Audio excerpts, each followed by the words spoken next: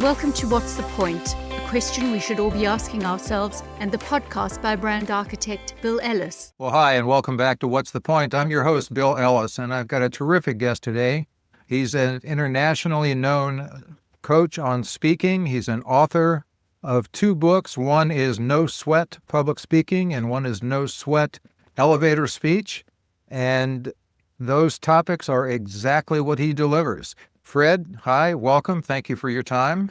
Oh, thanks for having me, Bill. Just to give you a little bit more, Fred has coached numerous TEDx participants and gotten them to deliver their talk in the best manner possible. He has been rated as one of the top 25 podcasters on the internet on the topic of public speaking. And very simply, he has helped just countless people get over their fear of public speaking. And those of us that don't have fear, he has helped us to get better at delivering our comments.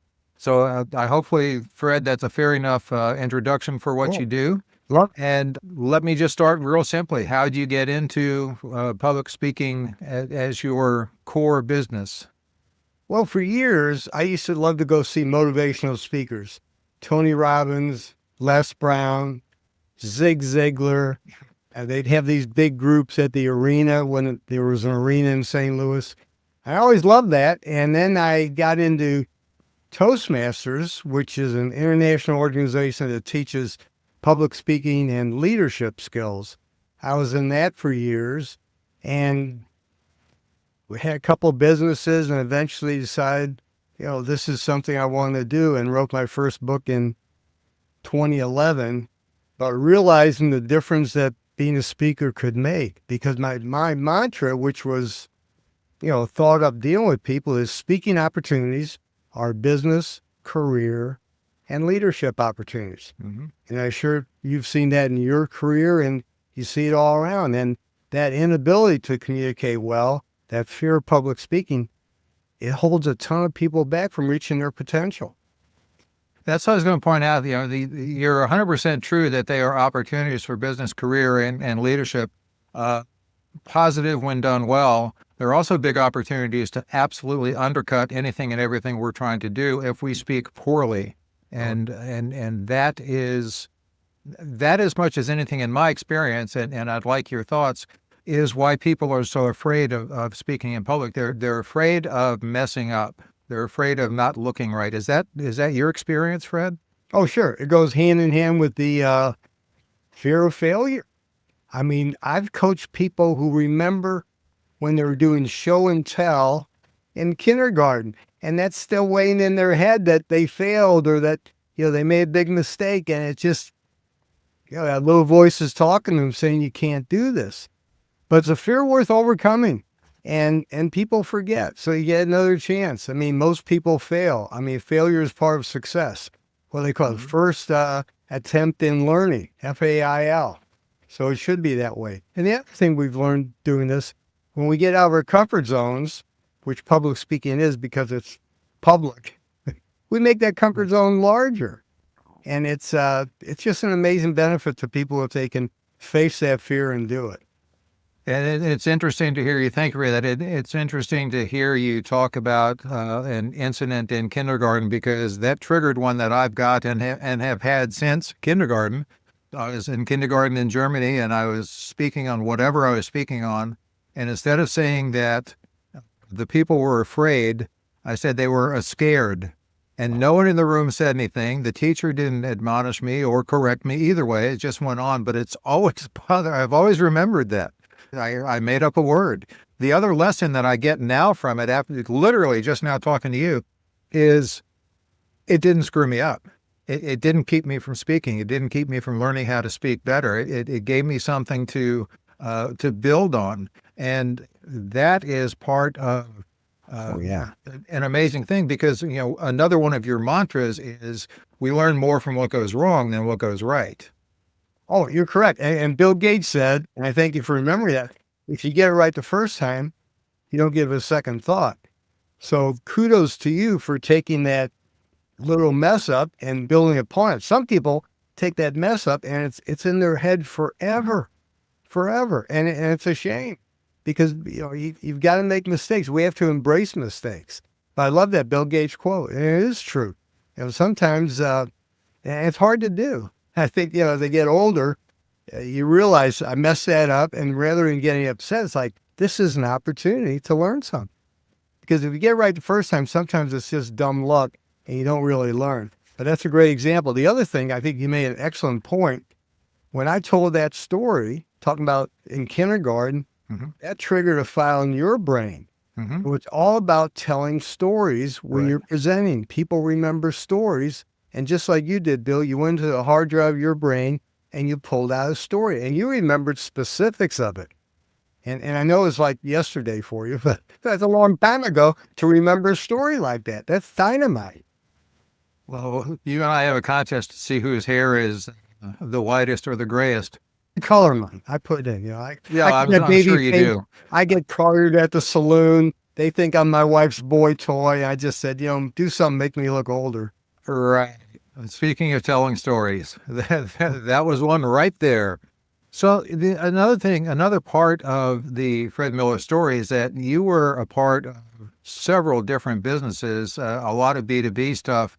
That's how you got started in business. What I want to go is, how did you get from childhood to adulthood, and what were you doing with business and all? Because obviously you didn't just start with speaking. So help me fill that gap of the Fred Miller story. Well, I went to Mizzou, and I For years of you not in St. Louis, excuse me, but top half possible. Yeah. Sorry, I'm interrupting you, but I just want to point out to people not from around St. Louis that Mizzou is the University of Missouri, which is a fine university and especially noted for its journalism school. So anyway, I'm sorry to have interrupted. But No problem. That's where I met my wife. I was waiting tables at her sorority, and I got my dream job. I went to work for Procter & Gamble. I was very fortunate when I graduated in 71, 72, whatever. I got a job with Procter & Gamble, big company. You went to work for Anheuser-Busch. I don't know if that was your first job, but I was there a year and a half, and I had a friend. We'd gone to college together, high school. He got into the office coffee service business in St. Louis. He didn't get an accounting job. I saw what he was doing. I put out, I think, 6 accounts at the time. We were living in Carbondale, Illinois. And I thought, you know what? If I don't quit now and go into my own business, I never will. Because married, no debt, no kids. But I still remember, talk about a story. I remember when I called my boss, because that was a dream job. Guys retired from Procter & Gamble with a lot of money, a lot of security. It was a great job. But I called him, told him I quit. And I remember specifically almost thinking about grabbing that phone and saying, hey, I'm just kidding, man. But so I had that business in Carbondale for a year and a half. And in any kind of sales business, you're speaking. You've got to communicate. And I had always gone to those motivational rallies that I mentioned. Sold that business, came back to St. Louis, bought half of his business, and expanded upon it. And joined Toastmasters. But there's a good story too. We're going to talk about fear of public speaking. So I decided to join Toastmasters, took a class first at University City High School as part of the community college. The only person I told Bill was my wife, because I had to tell her where I was going to go at night. I figured if I dropped out, she'd still stay with me. But anyway, I joined the club that the teacher of that class belonged to. And I was there for a few months, but I realized I wasn't a fit. I think all these people belong to Mensa, the high IQ people. I didn't fit in, and I dropped out.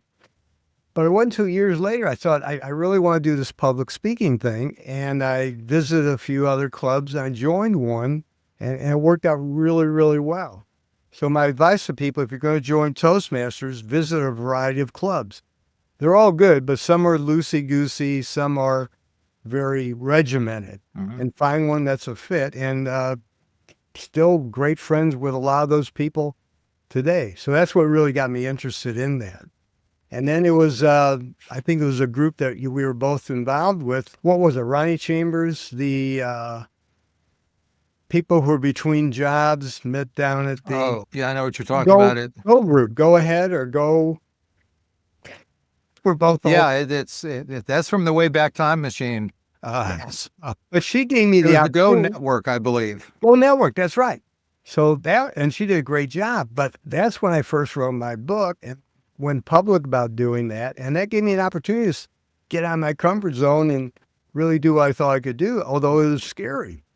And, kind of been building on that ever since. And just, it's my passion. So I'm very fortunate. Okay. So that kind of explains your starting point into this business, and you did a great segue of jumping ahead of the question I was going to ask. Is that the scariest decision you've made in business? Quitting Procter and Gamble, yeah. Yeah. I'm sure, you had something to do with Anheuser-Busch. People, at least with Procter and Gamble, I looked at guys who retired, and man, they'd have that matching stock plan and all the other stuff, and they were doing great. They had a lot of money, but yeah, that was tough. That was real tough. It's a situation that a lot of us face for different reasons. One is seeing an opportunity and going to seize it. One is the absolute fear of losing what we have. And somewhere in between there are a lot of other reasons, but that's a discussion for a different day. Let me ask you, Well, Fred, maybe you not. wrote your... Maybe not. That's relevant with, we will do more to avoid pain than seek pleasure. And pain would be the regret of not quitting. Mhm. And so it used to be, and things have changed a lot. My dad had one job his whole life.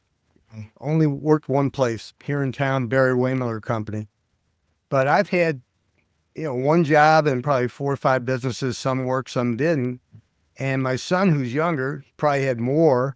And one of the things I think we've all learned from this, and I'm sure you found this out, we're all self-employed. We have to see ourselves as self-employed.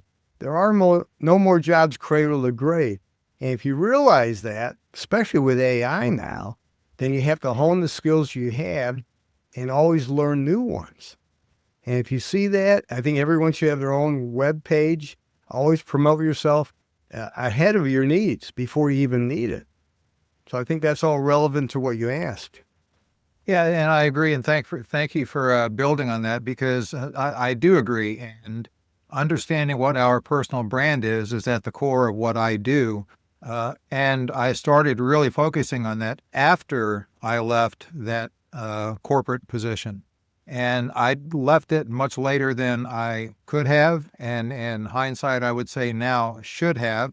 It's led to one of my premises in my coaching, which is, where are you on the ladder of success?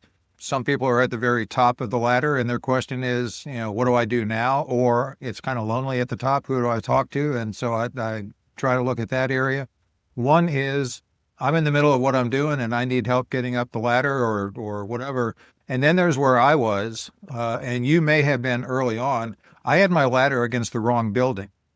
I like that visual. The difference is you moved your ladder and I didn't. And those are basically our two options. And it's in hindsight, we've both learned from what we did, and we're both doing pretty well. But that's an important thing, letting fear grip us. And that's why I think it's so important that what you do to help people get over the fear of public speaking, because if you can't speak publicly in a way that's going to sell yourself and get your message across, then you're in trouble. Oh, definitely. It's a career changer. I mean, a lot of times, individual coaching, the initial conversation is, I'm sick and tired of people who don't work as hard as I do. They're not contributing as much to the company, but they're getting recognition, bonuses. Sometimes they're getting promoted because they're speaking. And they're not very good, but they're doing it, and I'm not. Can you help me? It happens quite a bit. Yeah, and that's the middle of the ladder. I'm on the ladder. I want to do well, but I need help. And that's why, if you don't have a coach, consider getting a coach. Because coach makes all the difference in the world. You can't do it by yourself, because you're looking in that mirror saying, I said, what did you say in that speech? You said, talking about, you just gave me that example when you were in Germany. I had my ladder against the wrong building. Oh, no, you said something about the speech earlier, that you made up a word. That's what you're going to remember, because you're giving yourself that stinking thinking. Okay. Like the kid remembering that he screwed up when he's doing show and tell. Oh, they were scared. Yeah. So you remember that. That's why, you look in that mirror and say, you can't do that. You messed up where you said, how could you have done that? Don't do it again. But a coach will listen and ask questions so you hear yourself. And you've got the answers, but you got to get away from yourself. It's, my coach tells me that she's holding the mirror up so I can see myself the way others see me. Ooh, And I what like that is just helping change perspective. And that's what I think most people need, is a change of perspective, because we either think we're better than we are, or we think we're not as good as we are. Yeah. And neither one of those are correct. But if we're left to our own devices, we'll wallow. In your coaching, and again, particular on the speaking side versus the elevator speech, we'll get to that in a minute. But is there a point that you have kind of deviated, Fred, from any kind of accepted or widely assumed norm in your business? Is there something that you have learned or that you do differently than others in the speaking business? I thought about that question because you were kind enough to send that. And I'm not sure. I in my presentations, I would never tell somebody to memorize a speech. Other coaches might. And I'm big on slides, but only when they're used correctly. Mm-hmm. And correctly, I mean have an image. But when you have that image up and the audience looks at that, make that image go dark. And when it goes dark, they look at you. Because nonverbal communication surpasses verbal. And you want the audience looking at you. But many times people have nothing but bullet points, and some coaches teach that. Nobody comes to read your presentation. In fact, one big lesson I always teach it, we can't multitask, because if they're reading your presentation, they're not looking at you and listening.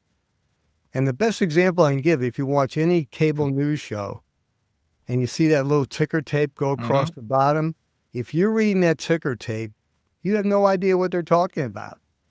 And to prove it, as soon as the commercial comes on, the ticker tape is gone, because the advertiser would never pay for you to have your attention diverted. So I probably do the same thing a lot of coaches do. Some do it a little bit differently in better ways. Hopefully I do it better in some ways. But I think in life what you have to be is a sponge, absorb everything, and then squeeze out what you don't need and do it your own way. Yeah, I think that's an interesting point. Your sponge analogy, and it triggered a thought in my head, which I've come to understand: take what you need and leave the rest. Whereas a lot of people think take what you want and leave the rest, and that's not necessarily the best advice. So another, you talked about slides. I was once told that the purpose of an overhead slide when you're speaking is so that the audience knows which direction to face. And that it's not to deliver your message. And if the slide's not augmenting, simply put, you've seen this and you've coached people with this, I'm sure, and I've seen it, where people do, just as an example, they'll put an entire Excel spreadsheet on the screen. And for those of you watching on video, I think I just made Fred a little sick. Apologies for that. Anyway, yeah, it's using overheads to augment your talk. Well, but the other thing, it helps the presenter, because if I'm trying to read text, first of all, I'd have to make it very large so I could see it, and then you're going to see that I'm reading it and I'm just a talking head. But I can look at that image and I know the story. So when I'm presenting, I can talk conversationally. And that's what you want. I heard a great comment about President Obama, is that when he was giving presentations, he was having a conversation with the audience. That's how they felt. And that's how everyone in the audience should feel, because you're not up there giving a lecture. In fact, I don't even like to have a lectern. I mentioned Les Brown, motivational speaker. Yeah. He would take that lectern and move it to the side. He'd go stage center, do his talk, glance over at the lectern, catch his notes, because then you have the whole body giving all your nonverbal communication. If you're just a talking head, you're not giving a lecture. And having those slides remind you of what you're going to talk about, but just putting them up just for a moment so the audience catches it and it reinforces your message, then you can be much more conversational in your delivery. And that's what you want. Yeah, I agree with that. Yeah. The thing that I would need your coaching on, I think, is, or practice at least, is and this is just not for me, but for everyone listening, if you're doing that, practice, practice, practice when you're going to turn the slide dark and when you're going to have the slide on. Because the last thing that you want, in my experience, because I've done this, is to get so tied up in what I'm doing with the clicker for the overheads and getting lost on that, that I've totally lost any semblance of making sense in my talk. So, and I just, this is a great conversation for me and hopefully for everyone in the audience. And if you're listening to this and you know someone yourself, or if you know someone that you know can benefit from improved public speaking, even if it's not a business situation, even if it's just, in day-to-day life, send them this podcast episode. Let them listen to Fred's points. Let them learn, and all of the contact on how to get in touch with Fred and learn from him is there. But send it to other people that you know will benefit from it. Hit like. The more likes that this show gets, the more I'll be able to get great guests like Fred and others. So with that, Fred, back to you, Fred. Well, you just mentioned practicing, so let me mention it because it really is important. So my two best tips for getting better and lessening the fear of public speaking are practice, practice, practice, speak, speak, speak. Because the learning is in the doing. You can think about it, read books, watch motivational speakers, but the learning is in the doing. So a couple other things. But if you want to take that to a higher level, teach it. So people who go to med school, they're told, see one, do one, teach one. So another story. My wife was a teacher. I'm not, but I did start a meetup. And I started St. Louis Community College. I taught there. Just 3 courses, 3 nights in succession that made for that course. But I never had any educational courses, so I did not know how to do a lesson plan or anything like that. That took me way, way out of my comfort zone. But also, it was awesome in terms of making me a better presenter and learning more about my craft. Another thing, talk specifically about practicing, which you mentioned. Best way to do it, like this. Take a video of yourself. Try to get full body, because nonverbal trumps verbal. First time you go back to that video, turn the sound off. Just watch. Are you doing any things that might be distracting to the audience? You may be. I remember Toastmasters. One of the best parts of the meeting was the critique. And I was coaching this professor from Wash U. And when I got up to talk about his presentation, I said, Michael, did you ever spend time at sea? He didn't realize he was rocking back and forth. Second time you go to that video, turn it around and just listen. How is your enunciation and pronunciation? How is your pacing? How is your inflection? And are you pausing? Third time, watch the video. Sight and sound, you'll see and hear what the audience sees, but then have a trusted advisor or a coach watch it with you. Because as you point out, Bill, we all have blind spots. We're missing things we're doing really, really well, and we're commenting on some things that we can use some help on. But that's the best way to practice, and you can do it by yourself. I've had a number of clients, they'll just send me the video, and I'll critique it. They never send me the first video. But that's the way you learn. And the rule of thumb, at least for the TEDx people I coach and others, 1 hour of preparation for every minute of presentation. That's a long time, but people say, whoa, whoa, whoa. Well, here's the analogy. And you're an athlete, I think, right? Football? Okay. So ask any athlete, high school, college, football, how much time do you actually spend playing that game versus conditioning, practicing, working out? It's infinitesimal. Yeah. But why would you think you can give a presentation by just winging it? That's crazy. Am I correct? 100%. And another point to take from that, and I love that analogy for a lot of reasons because it ties back to much of what we've already spoken about. The best athletes in the world practice, practice, practice, practice. They get on the field or whatever, the court, whatever their sport is, and they make mistakes. They're not perfect. Oh, yeah, good point. And they move on from there. And if anything, they go back when the game's over and say, how can I do better the next time? So messing up is something everyone does. Getting totally out of whack because we have, and focusing on the fact that, I had an oopsie, is not going to do us any good. Next play. I learned that from sports. You just have to leave it behind you. You dwell on it, it'll affect everything going forward. Next play. And the other thing that what you just said, the analogy of sports practice, is the best athletes in the world, from Tom Brady to whatever sport you follow, they all had coaches. Oh, yeah. Every one of them had coaches. And if they don't have a good coach, they don't do as well. If you have a good coach, but they all have coaches, because we need that outside perspective. Singers, actors, professionals in any field have coaches, the best of the best. There's a great video, I'll send you a link. It's a surgeon, and he was reading about coaches, and he thought, well, maybe there's something to it. He was very, very successful, hired one of his ex-professors, and he watched him do surgery. And then they went to critique it, and he thought, this is going to be real short.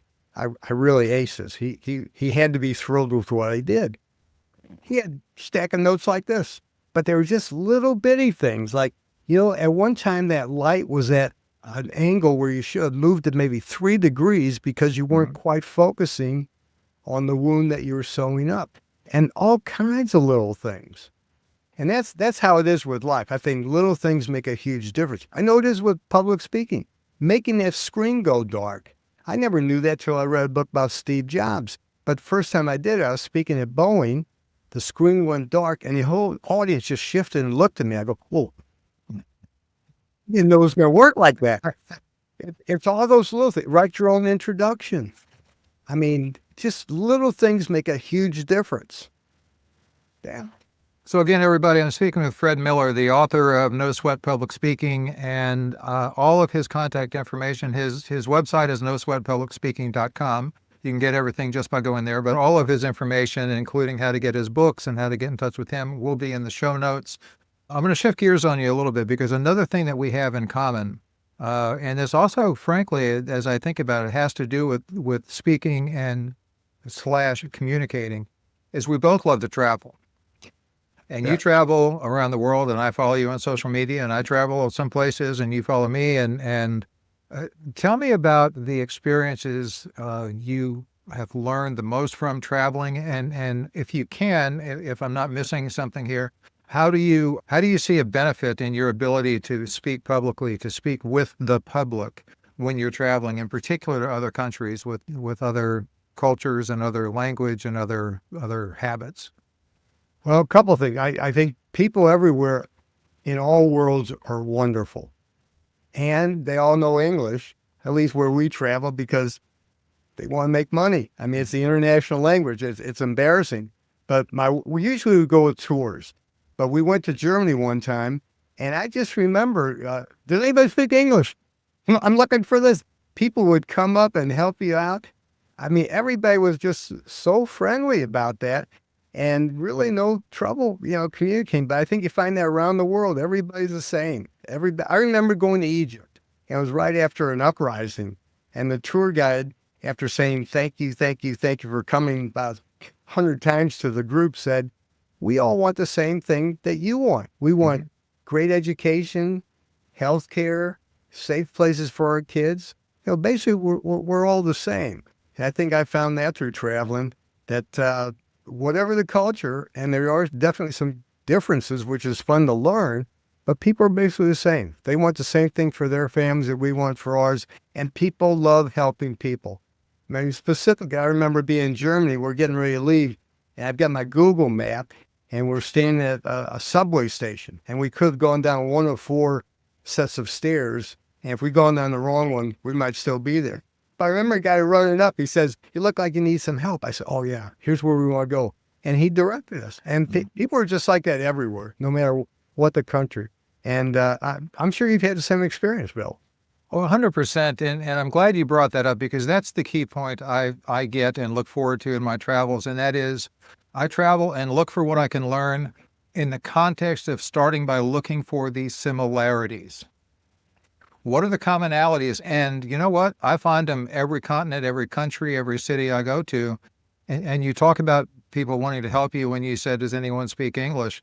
How many times, well, I've had countless times where people have come up and said, I'm so sorry, my English isn't that good. And I say, well, my Bulgarian, my Arabic, you know, Yeah. my Spanish isn't as good because I don't know any of it. The fact that most people in the world outside of the U.S. are bilingual or willing to learn a different language is amazing to me. Oh, But yeah. that just underscores what you said. People want to be connected and they want to have that connection. But to your point, that's interesting too. Look for the similarities. Also, sometimes look for the differences. Mm-hmm. Or a tour guide in Portugal said, what cultural differences have you noticed? And I think the first person said, well, in Portugal, there are no Ford F-150s. I mean, they got mostly small vehicles. One thing we noticed at crosswalks, there may not be a sign, but there were the stripes in the road. If your toe was in that crosswalk, car would stop. Here, they try to beat it. They try to honk at you, run you over. I mean, it was incredible. Well, Japan, a country that follows rules. If you're at a four-way and that sign says do not walk, and you look up and down the highway and back of you forward, and there's nothing coming, they will not walk until the sign says walk. So there's some cultural things that we could embrace. They're really amazing. And those are fun to look at too. I agree with you. Similarities and differences. and that's why I said start with the similarities, because we expect differences. So if we see what we have in common, then the differences become more interesting and educational as opposed to divisive. And I will make an addendum to your comment about the crosswalk. Make sure whatever country you're in, what their approach to those crosswalks are, because there are some that you can be in the middle of the road and people aren't going to stop. So just and look the right way, because I mean I've gotten almost run over several times in London because I'm in this way and they're coming there. Oh yeah, no, London, South Africa, all the countries of the former British Empire drive on their preferred side of the road, which is a challenge when we are crossing in front of them. Fred, is there something that you had expected me to ask you that I haven't? Well, no sweat elevator speech. Let me tell you the backstory of that. It's all about the stories. I want people to think about that. So I was in a networking group called E4E, Experts for Entrepreneurs. And the leader, Bill Purnett, came up to me after one meeting and he said, hey, Fred, how about a presentation next month on how to deliver a great elevator speech? And I'm thinking, like many would think, oh, geez, I can't believe he asked me that. It's always been a work in progress for me. I struggle with that. But I knew it was something I had to do. Well, two things. If you knew Bill, and a lot of people know Bill, when he said, how about, that wasn't a question. It wasn't even a suggestion. That was my assignment.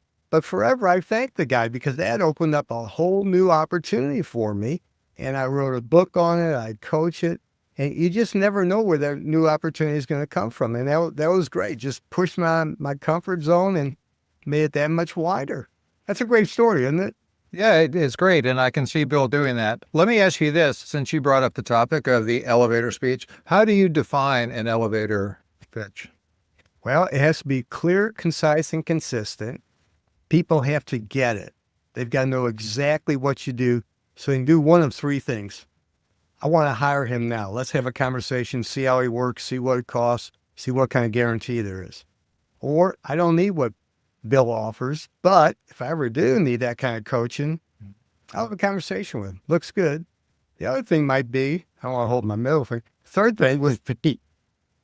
I know what he does. I don't need it, but I'm comfortable referring him. Mm-hmm. So a great elevator speech will let people hearing it sort and sift. And the ultimate goal is a conversation. Okay, now let me take a step back from that, because a lot of people listening aren't necessarily in business and don't do business networking, if you will. So what is the purpose of an elevator pitch, and how does it apply to people not in business situations? Well, it can be a conversation starter. You're in line at the theater and a guy says, hey, I work over at Home Depot. My name is Sam. What do you do? Yes, I'm Fred. I speak, coach, and write about networking, public speaking, and presentation skills.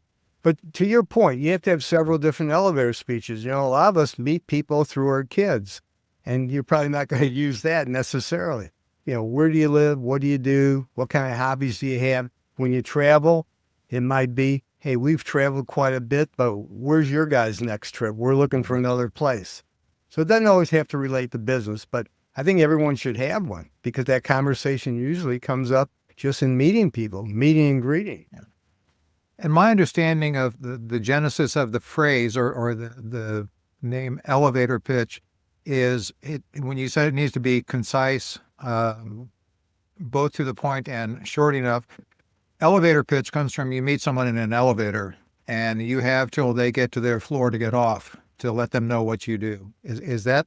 Well, that's kind of the backstory, but yeah. First of all, there should be, I think the elevator pitch is more pitching a product or service. An elevator speech is telling people who you are and what you do, but not just in an elevator. I think you should be able to use it on moving sidewalk, escalator, walking down the street. It just should come up in normal conversation. And I think, when you travel, to your point, you're always meeting new people. Where are you from? What kind of work did you do or do you do? And where's your next trip? Yeah, I just wanted to give some perspective to why the word elevator is in there. So anyway. Well, I'll tell you, here I took that to the point of writing that book. I just thought of that. I built that elevator speech. I built an elevator speech template on 2 words: one elevator, one floor at a time, and speech. It's a mini presentation. Mm-hmm. So I did use that, just kind of slipped my mind. Okay. And things do slip our minds. That's why we take notes. That's why we practice. That's why we study. And that's why we have conversations, because things trigger. I mean, you triggered in me a thought from kindergarten, which was a few decades ago. Yeah, so it happens. And thank you for acknowledging that you hadn't thought of that at the moment. Yeah. Because there again, it could be considered, oh, I messed up, I didn't say that. Or it can be, hey, here's what I meant to say or could have said. I've got 2 more questions for you because I want to be cognizant of your time and thank you again for the gift of your time and your insights. What's a piece of advice in your life that you are glad you didn't follow?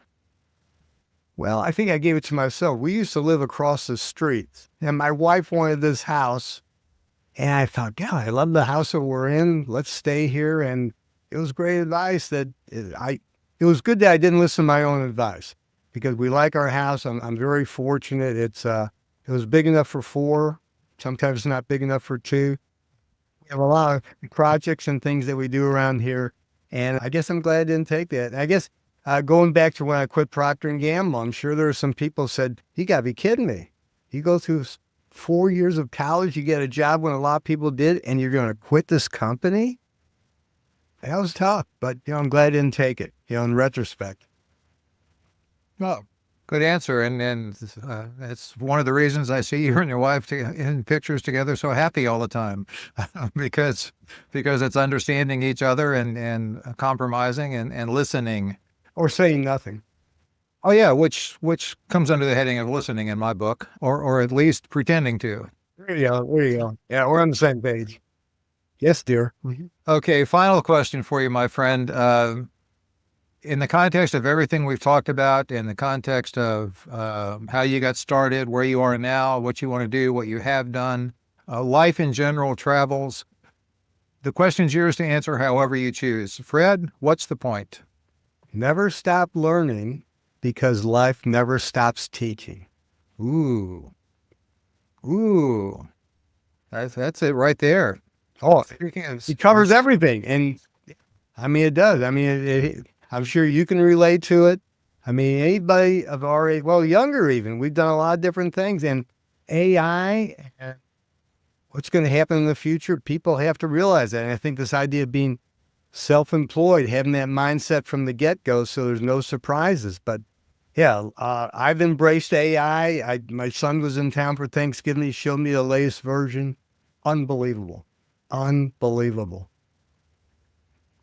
Absolutely true. The opportunities that are presented, the more we advance, are just exponentially beyond anything I could have dreamt of when when I was in kindergarten, I was scared of things like those advances. But if we learn to embrace them, and if we learn to say, how can that help me, as opposed to the mindset of let's see what's wrong with everything and tout that before we investigate. Contempt prior to investigation holds us back so much. And that's a good thing that you just said. So tell us one more time. Never stop learning, because life never stops teaching. What a brilliant statement to end on. Fred Miller, speaking coach, author, podcaster, and world traveler. Again, thank you for your insights. Thank you for your time. Thank you for your friendship. And I'll be seeing you soon. Thanks for having me, Bill. Thanks for tuning in. And if you like what you've heard, please subscribe so you don't miss an episode. We can promise there is value to be gained in every one. Taking a second to rate, review, and share the show helps make us more discoverable and enables others to find out what's the point.